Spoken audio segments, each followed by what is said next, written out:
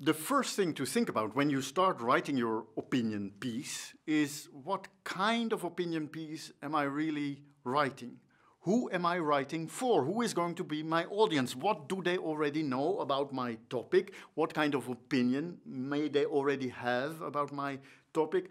Obviously, all of those questions are extremely important. You're going to write a different kind of piece for an audience who doesn't know anything about the topic and doesn't care than about a topic where everybody already knows everything, all the facts, all the arguments, one way or the other. And they're just interested to hear what you have to say. So genre is going to be an extremely important first step to take towards finishing your opinion piece. And here we're going to distinguish 4 kinds of genre. And when you're going to do your actual exercise in the last weeks, when you're going to write your actual piece, you can basically choose between 3 of those 4 genres. The first of those, one of which you can definitely choose, is the so-called position paper. Position paper is written for an organization, typically. It's written for a company. It's written for some body of government. It's written for some, well, academic institution or other kind of institution. It may be written for an association or for a political party. What it always has, what all of those different kinds of position papers have in common is that it's going to be an opinion of that organization, so not just of some individual, and that it's going to be based on facts, hopefully. It's going to be based on something factual. It's going to present some kind of body of knowledge on which the opinion is based. So it has these qualities. It's typically published independently as some kind of report, maybe put as a PDF on the internet nowadays, or it's sent out to the press, or before some important meeting. Another place where position papers are found is just before an important meeting about some kind of event or some kind of topic. Organizations send in their own position paper so that when these organizations start discussing with each other, they already know what the positions are going to be. Second genre, another genre you may choose, is that of the opinion piece, what I here call the opinion piece. What distinguishes the opinion piece, which for me is the term for something you write for a newspaper or for a magazine or for a weblog or anything like that. So an opinion piece is more personal. It represents your own personal opinion or maybe of some group, small group, or even slightly bigger group of people who have the same opinion. So an important difference is that above an opinion piece, there's basically always the name of some author or a group of authors. A position paper doesn't necessarily have an author. The author is the organization.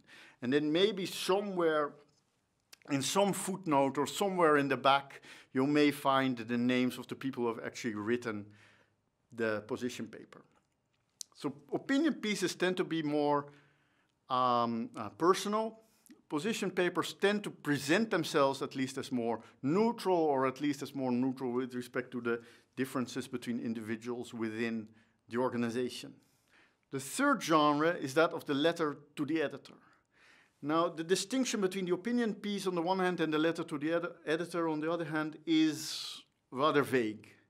So it's basically one of length, mostly. So letters to the editor tend to be short. They will be 100 words, maybe 200 words, not much longer, whereas opinion pieces will start at 400 words and extend, well, to 2,000 words or maybe sometimes even more.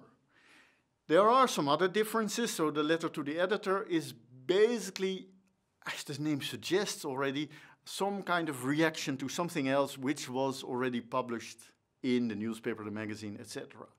So it is a reaction. It's not, you don't write a letter to the editor to express your opinion on some completely new topic. That will be an opinion piece.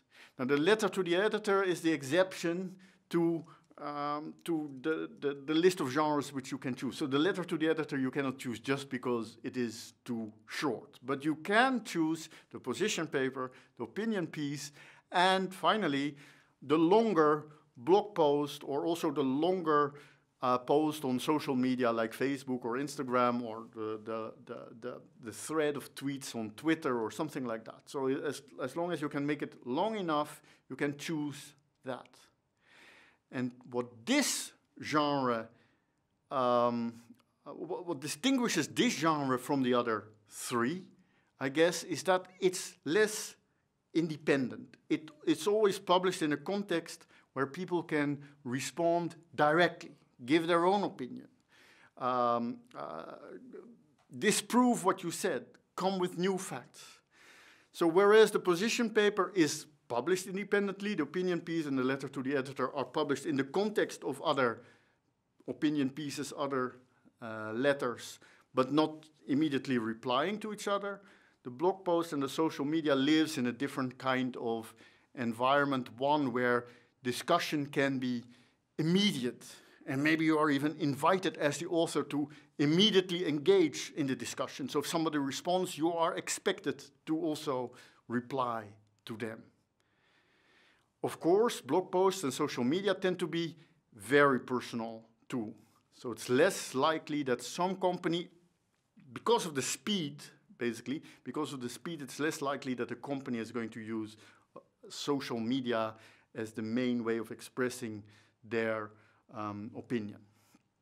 Right? So because of the speed, because well, you first have to meet each other to see what your opinion actually is.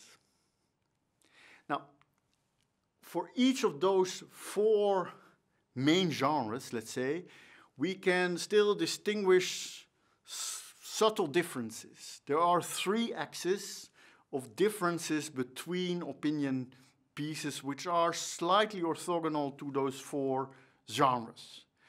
The first is how personal the opinion really is. We've seen that position papers tend to be less personal, opinion pieces tend to be more personal, but of course opinion pieces can be themselves more personal, expressing just my own opinion, which is very extravagant, towards expressing some opinion of some larger group, which is more mainstream, let's say.